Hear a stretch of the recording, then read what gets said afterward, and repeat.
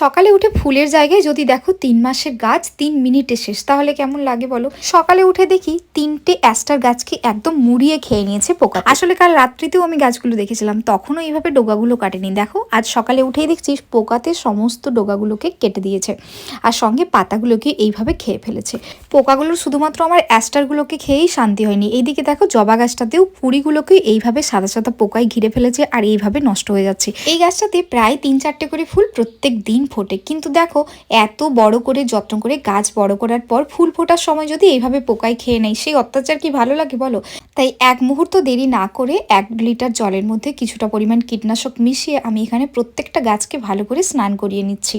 তবে আমি অবশ্য বরাবরই খুব একটা বেশি কীটনাশক বা রাসায়নিক সার গাছে দেওয়া পছন্দ করি না, যতটা সম্ভব চেষ্টা করি ভেষজ উপায়ে এই গাছগুলোকে ট্রিটমেন্ট করার। সল্ট, নিম তেল, রসুনের কোয়াকে পেস্ট করে স্প্রে করি বা কখনো কখনো তামাক স্প্রে করি, কিন্তু আজ আর দেখছি উপায় নেই।